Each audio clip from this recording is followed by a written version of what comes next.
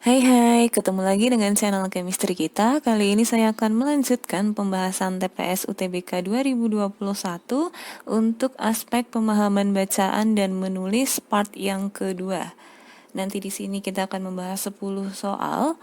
Oke, langsung saja untuk teks yang pertama. Anda perlu menambahkan kalimat berikut dalam paragraf kedua. Ini berkaitan dengan tradisi dan kebiasaan masyarakat dalam melakukan suatu aktivitas. Kalimat tersebut paling tepat ditempatkan setelah kalimat keberapa. Oke, kita langsung saja terapkan yang ada di pilihan. Pilihan A yaitu kalimat keenam. Setelah kalimat keenam pertama, alasan keunikan geografis. Kalau kita lanjutkan dengan kalimat ini berkaitan dengan tradisi dan kebiasaan masyarakat, itu tentunya tidak cocok. Karena apa? Karena di kalimat ke-6 kita membicarakan mengenai keunikan geografis, tapi kalimat yang kita tambahkan itu mengenai tradisi dan kebiasaan masyarakat dalam melakukan aktivitas, sehingga pilihan A itu kurang tepat. Kemudian pilihan B setelah kalimat ke-8.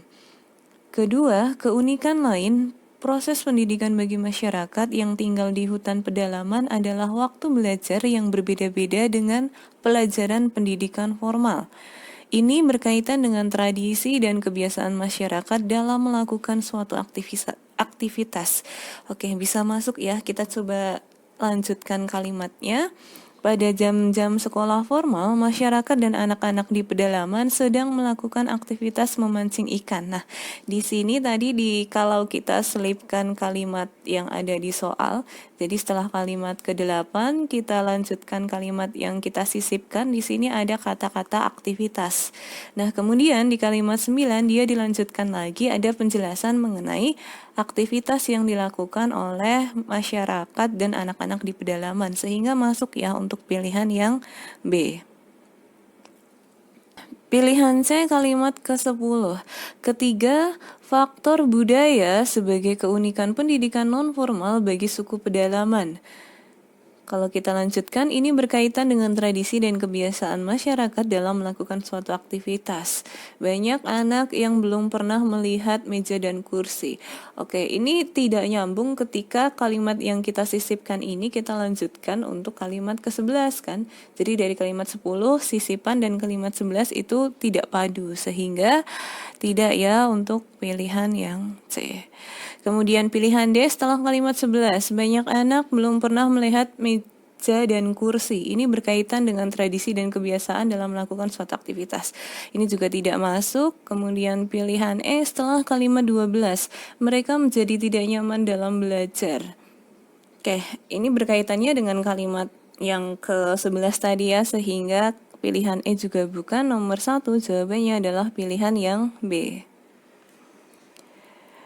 Kemudian nomor 2, penulisan kata baca tulis pada kalimat 4 seharusnya seperti apa? Oke, kalimat 4 di sini tadinya pendidikan baca tulis dapat menolong masyarakat pedalaman saat berinteraksi di pasar atau membuat perjanjian dengan masyarakat desa atau masyarakat kota. Oke, di sini baca tulis tidak memiliki arti khusus ya.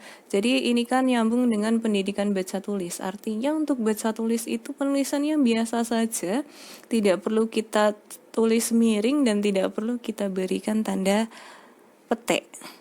Sehingga penulisan yang benar itu adalah baca tulis, kita spasi. Nomor 2 pilihan yang A. Nomor 3, gagasan pada paragraf 2 akan menjadi runtut apabila urutan kalimat-kalimatnya adalah seperti apa. Oke. Kita membutuhkan makanan untuk tumbuh dan mempertahankan kesehatan tubuh. Misalnya, bayi membutuhkan makanan setiap 4 jam sekali hanya sampai usianya memasuki masa kanak-kanak. Tiap tahapan manusia, mulai dari bayi, anak-anak, remaja, dewasa, dan lansia, membutuhkan jumlah asupan nutrisi yang berbeda. Ketika memasuki usia anak-anak, mereka mulai memiliki pola makan normal yang terdiri atas 3 kali makan dalam sehari, yaitu pagi, siang, dan malam. Oke, berarti kalau mau kita urutkan agar runtut, kalimat pertama itu yang tepat, ini sudah tepat, kalimat 3 sebagai kalimat pertama. Saya tulis kalimat pertama. Nah, kemudian Seharusnya setelah kalimat 3 ini kita jelaskan bahwa tahapan usia mulai dari bayi, anak-anak, remaja, dewasa, dan lansia itu membutuhkan jumlah asupan nutrisi yang berbeda. Jadi nomor 3 diikuti nomor 5, baru nomor 4. Nomor 4 ini kan menjelaskan kebutuhan makanan pada bayi. Kemudian kalimat ke-6 itu kita menjelaskan pola makan dari usia anak-anak, sehingga urutan yang tepat adalah 3, 5, 4, dan 6. Nomor 3 jawabannya adalah pilihan yang A. Selanjutnya, bacalah teks berikut dengan seksama. Nomor 4, di manakah sebaiknya posisi kalimat setiap hipotesis ini memiliki ciri yang berbeda antara satu dengan yang lain pada bacaan di atas. Oke, jadi kalimat ini ya, setiap hipotesis memiliki ciri yang berbeda antara satu dengan yang lain. Oke, kita harus sisipkan kalimat itu antara kalimat mana dan mana. Pilihan A antara kalimat 1 dan kalimat 2. Pemerolehan bahasa merupakan proses yang berlangsung di dalam otak anak-anak ketika mereka memperoleh bahasa pertamanya. Terdapat berbagai hipotesis seputar pemerolehan bahasa. Ada hipotesis tabula rasa, hipotesis bawaan, dan hipotesis kesemestaan kognitif. Berarti kalau kita mau menyelipkan kalimat ini di antara kalimat 1 dan 2, tidak tepat. Kenapa? Karena kita mulai membicarakan hipotesis itu baru dari kalimat 2. Jadi nanti untuk kalimat yang mau kita sisipkan, kalau mau kita sisipkan setelah kalimat kedua. Karena tidak mungkin dari kalimat 1 terus langsung menjelaskan setiap hipotesis ini. Hipotesis apa saja kan belum ada. Sehingga pilihan A kurang tepat. Pilihan B antara kalimat 2 dan kalimat 3. Kalimat 2 tadi terdapat berbagai hipotesis seputar pemerolehan bahasa. Ada tabula rasa, ada bawaan, dan ada kesemestaan kognitif.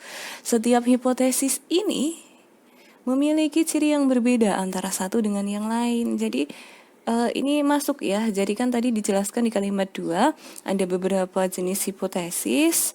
Kemudian dilanjutkan, setiap hipotesis ini memiliki ciri yang berbeda antara satu dengan yang lainnya. Apa saja ciri-cirinya? Nah, dilanjutkanlah di kalimat ketiga ini. Mulai dari hipotesis tabula rasa itu menyatakan bahwa otak bayi pada waktu dilahirkan diibaratkan seperti kertas kosong yang nanti akan ditulisi dengan berbagai pengalaman. Kemudian dijelaskan lagi, hipotesis bawaan itu menekankan mengenai ini, dan di kalimat kelima itu dijelaskan mengenai hipotesis kesemestaan kognitif. Artinya kalimat yang ada di soal nomor 4 ini akan tepat ketika kita letakkan di antara kalimat 2 dan kalimat ketiga. Nomor 4 jawabannya adalah pilihan yang B. Nomor 5 ada teks lagi, kalimat manakah yang paling tepat sebagai perluasan kalimat ketiga agar padu dengan kalimat yang lainnya. Oke, kalimat ketiga di sini hanya ada kata terdapat aturan. Berarti agar mengecek mana kalimat yang padu, kita baca dari kalimat sebelum dan setelahnya. Kita baca dari kalimat kedua. Masyarakat Baduy mampu melakukan mitigasi bencana seperti gempa bumi, banjir, dan tanah longsor melalui pembangunan rumah tradisional dan pengelolaan hutan berlandaskan aturan adat. Terdapat aturan apa, ini nanti kita perbaiki. Kemudian di kalimat keempat itu dia menjelaskan dalam hal membangun rumah berlaku aturan bahan bangunan yang dapat digunakan atau tidak dapat digunakan ya. Oke, kita analisis saja pilihan A. Dalam hal tersebut terdapat aturan yang berlaku turun-temurun dan dipatuhi masyarakat Baduy. Oke, ini kurang tepat ya, karena di sini kita membicarakan aturan yang secara turun-menurun.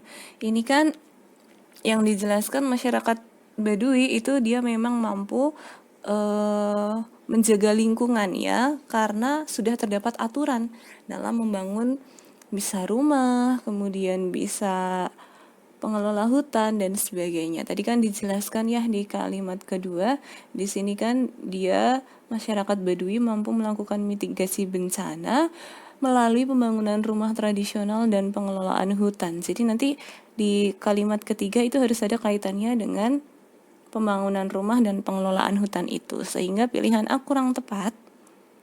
Kemudian pilihan B, sejak dahulu dalam masyarakat Baduy terdapat aturan adat yang berlaku secara turun-temurun. Oke, ini hampir mirip dengan pilihan B ya. Tapi tidak ada penjelasan mengenai bagaimana dalam hal pembangunan rumah dan pengelolaan hutannya. Sehingga pilihan B kurang tepat juga. Pilihan C, dalam menerapkan mitigasi bencana, terdapat aturan adat yang dipatuhi dan dilaksanakan secara konsisten. Ini bisa masuk, tapi kita cek saja dulu pilihan yang lainnya. Terdapat aturan yang menjaga lingkungan hidup masyarakat Baduy dalam membangun rumah dan mengelola hutan. Nah, itu tadi kenapa bisa. Tadi di kalimat kedua kan dijelaskan bahwa masyarakat Baduy itu mampu melakukan mitigasi bencana melalui pembangunan rumah tradisional dan pengelolaan hutan. Kemudian dilanjutkan, terdapat aturan yang menjaga lingkungan hidup masyarakat Baduy dalam membangun rumah dan mengelola hutan. Kemudian dilanjutkan ke kalimat 4, dalam hal membangun rumah, berlaku aturan bahan bangunan yang dapat atau tidak dapat dipakai. Oke, masuk ya. Pilihan D ini lebih tepat kalau kita bandingkan dengan pilihan C. Kita cek pilihan E dulu. Pada masyarakat Baduy terdapat aturan yang berhubungan dengan mitigasi bencana seperti gempa bumi dan tanah longsor. Ini malah seperti mengulang dari kalimat kedua, sehingga kurang tepat. Nomor 5, jawaban yang tepat adalah pilihan yang D. Nomor 6, apa judul yang paling tepat untuk teks tersebut? Oke, kalau kita membicarakan judul, silahkan kita akan cari kata yang sering diulang-ulang. Kemudian nanti kita bisa cari ide pokok ya yang ada di tiap paragraf, itu nanti mewakili judul yang ada. Kita baca saja. Paragraf pertama, bagaimana daun lontar diproses hingga menjadi media tulis naskah kuno Nusantara.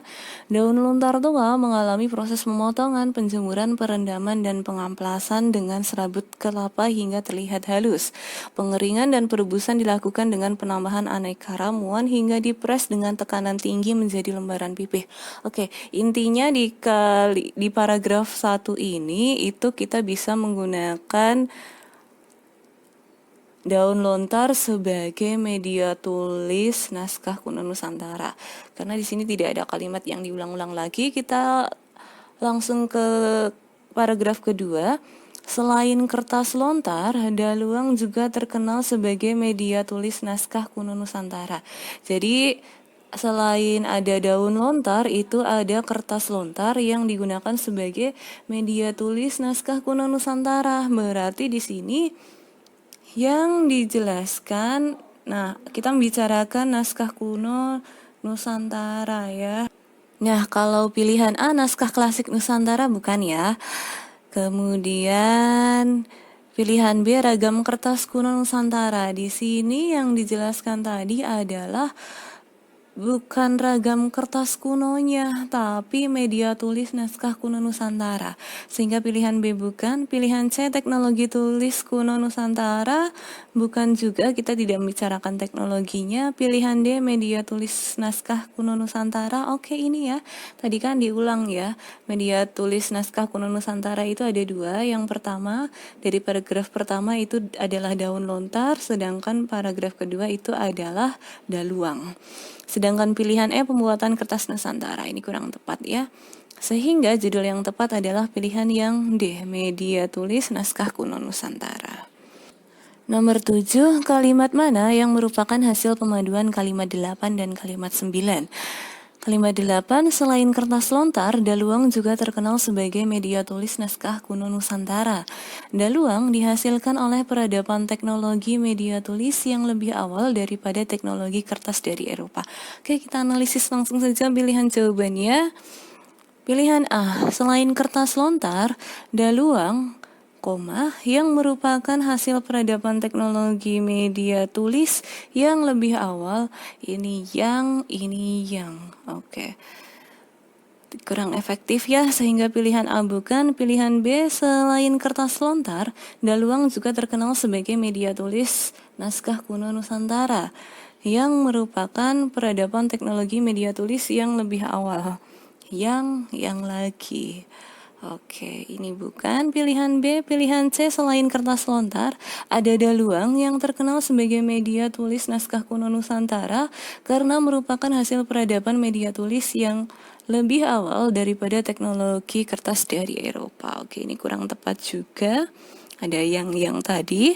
Kemudian pilihan D, selain kertas lontar, terkenal pula daluang sebagai media tulis naskah kuno Nusantara. Hasil peradaban teknologi media tulis yang lebih awal daripada teknologi kertas dari Eropa. Oke, ini lebih efektif ya, tidak ada pengulangan yang.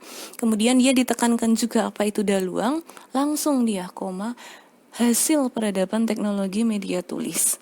Kita simpan dulu pilihan D. Pilihan E, selain kertas lontar, ada daluang yang merupakan hasil peradaban teknologi media tulis yang. Oke, sehingga jelas nomor 7 jawabannya adalah pilihan yang D. Nomor 8, kalimat yang menyebabkan ketidakpaduan ide paragraf pertama adalah yang mana? Berarti kalau kita mencari ketidakpaduan itu nanti dia kalimatnya menjadi ambigu atau tidak sesuai dengan teks atau kalimat yang mengiringinya ya. Oke, kalimat ketiga, berarti kita baca saja dari kalimat kedua. Daun lontar tua mengalami proses pemotongan, penjemuran, perendaman, dan pengamplasan dengan serabut kelapa hingga terlihat halus. Pengeringan dan perebusan dilakukan dengan penambahan aneka ramuan hingga dipres dengan tekanan tinggi menjadi lembaran pipih. Masuk ya kalimat 3, tidak ada masalah. Kemudian kita lanjutkan kalimat 4. Daun lontar potongan panenan kebun pun siap menjadi bagian dari karya seni. Ini dia tiba-tiba membicarakan daun lontar potongan panenan kebun. Nah, padahal di kalimat-kalimat sebelumnya dia tidak menjelaskan daun lontar yang kita gunakan sebagai media tulis itu hasil panenan kebun. Tiba-tiba dia disebutkan, jadi dia menjadi ambigu ya. Oke, kita coba dulu skip. Nah, ada kemungkinan jawabannya nomor 4. Kalimat nomor 4, kemudian pilihan C kalimat kelima. Tidak sekedar itu, kertas lontar siap diberi isi, yaitu naskah susastra karya pujangga keraton dan ajaran Hindu. Para sastrawan dari kerajaan dan pimpinan agama Hindu biasanya menuliskan karya sastra dan ajaran-ajaran keagamaan di atas kertas lontar. Jadi kalimat ke-6 ini melanjutkan atau menjelaskan dari kalimat 5. Kalimat 7, aksara yang mereka torehkan pun bervariasi mulai dari huruf Jawa kuno, Jawi hingga Pegon. Oke, artinya fix ya, yang tidak sesuai atau yang membuat kalimatnya menjadi tidak padu itu adalah kalimat keempat. Nomor 8 jawabannya adalah pilihan yang B. Nomor 9, ada teks baru, gagasan yang tidak sesuai dengan teks tersebut adalah yang mana? Setelah hampir 2 tahun berjalan, status Inpres moratorium sawit tidak kunjung diterbitkan oleh Presiden. Penundaan Inpres ini bisa dipahami karena belum ada kesepahaman antara kelompok yang pro dengan kelompok kontra moratorium. Namun menjadi masalah jika penundaan moratorium lebih bertujuan mengakomodasi kepentingan pengusaha yang dekat pengusaha agar lahan perkebunannya tetap terjaga. Ini berarti pengelolaan sawit masih syarat dan terkait dengan kepemimpinan politik yang koruptif. Perilaku elit politik yang koruptif menjadi penyebab dari tidak berjalannya sistem ekonomi dalam memacu pertumbuhan. Ironisnya, sistem politik koruptif dalam industri sawit mendapat dukungan pengusaha itu sendiri dengan sebagian elit masyarakat. Moratorium sawit adalah tonggak penting dalam mewujudkan perkebunan sawit yang produktivitas dan berkelanjutan, sehingga dapat memastikan bahwa Indonesia siap mengambil keuntungan sebagai negara bla bla bla bla sawit terbesar di dunia. Oke, kita cek saja. Pilihan A, sistem politik koruptif dalam industri sawit mendapat dukungan pengusaha itu dan sebagian elit masyarakat. Oke, benar ya. Ini tadi kan ada di kalimat nomor, nah ini kalimat ke-6. Jadi sistem politik koruptif dalam industri sawit memang mendapat dukungan dari pengusaha itu sendiri dan sebagian elit masyarakat. Tidak ada masalah di kalimat ini, sehingga pilihan A bukan. Pilihan B, yang menjadi penyebab dari tidak berjalannya sistem ekonomi dalam memacu pertumbuhan adalah perilaku elit politikus yang koruptif. Oke, pilihan B benar ya. Jadi kan memang yang menyebabkan menyebabkan tidak berjalannya sistem ekonomi dalam memacu pertumbuhan itu salah satunya adalah perilaku elit politikus yang koruptif. Nah, ini tadi ada nih di kalimat kelima, perilaku elit politik yang koruptif menjadi penyebab dari tidak berjalannya sistem ekonomi dalam memacu pertumbuhan. Oke, sehingga pilihan B bukan. Pilihan C, masalah penundaan moratorium lebih bertujuan mengakomodasi kepentingan pengusaha yang dekat pengusaha agar lahan perkebunannya tetap terjaga. Nah, tadi di kalimat ketiga itu kan yang dipermasalahkan menjadi masalah jika penundaan moratorium lebih bertujuan untuk mengakomodasi kepentingan pengusaha. Tapi di pilihan C ini, dia langsung membicarakan masalah penundaan moratorium bertujuan untuk mengakomodasi kepentingan pengusaha. Padahal kan intinya itu dia belum masalah, tapi akan menjadi masalah jika penundaan moratorium lebih bertujuan untuk mengakomodasi kepentingan pengusaha. Sehingga pilihan C di sini kurang tepat. Pilihan D, penundaan Inpres ini bisa dipahami karena belum ada kesepahaman antar kelompok. Oke, di sini tadi ada di kalimat kedua, penundaan Inpres ini bisa dipahami karena belum ada kesepahaman antara kelompok yang pro dengan kelompok yang kontra dengan moratorium. Tidak ada masalah dengan pilihan D. Pilihan E, status Inpres moratorium sawit belum diterbitkan oleh Presiden. Benar ya, ada di kalimat 1 tadi, setelah hampir 2 tahun berjalan, status Inpres moratorium tidak kunjung diterbitkan oleh Presiden. Tidak kunjung kan artinya belum diterbitkan. Sehingga nomor 9 jawabannya adalah pilihan yang C ya. Oke, nomor 10 terakhir, kalimat baku pada teks tersebut adalah yang mana? Kalimat kedua, penundaan Inpres ini bisa dipahami karena belum ada kesepakatan antara kelompok yang pro dengan kelompok yang kontra. Nah, ini ada konjungsi korelatif yaitu antara. Antara itu akan berpasangan dengan dan, bukan dengan. Nah, ini yang menyebabkan dia menjadi tidak baku. Kemudian pilihan B kalimat ke-6. Ironisnya, sistem politik koruptif dalam industri sawit mendapat dukungan pengusaha itu sendiri dan sebagian elit masyarakat. Oke, kata elit itu tidak perlu ditulis semiring. Kemudian pilihan C kalimat ketiga, namun, koma. Oke, setelah namun, ini kan konjungsi antar kalimat diikuti tanda koma, menjadi masalah jika penundaan moratorium lebih bertujuan mengakomodasi kepentingan pengusaha yang dekat pengusaha agar lahan perkebunannya tetap terjaga. Oke, tapi yang menjadi masalah di kalimat ketiga itu tidak memiliki subjek. Dia ada namun, koma, menjadi masalah jika penundaan. Nah, di sini subjeknya tidak ada ya. Pilihan D kalimat ke-7, moratorium sawit adalah tonggak penting dalam mewujudkan perkebunan sawit yang produktivitas dan berkelanjutan. Sehingga, nah di sini ada konjungsi sehingga, itu tidak perlu kita menggunakan tanda koma sebelumnya. Kalimat keempat, ini berarti, nah ininya apa ya, merujuk yang tadi ya, adanya penundaan Inpres itu, pengelolaan sawit masih syarat dan terkait dengan kepemimpinan politik yang koruptif.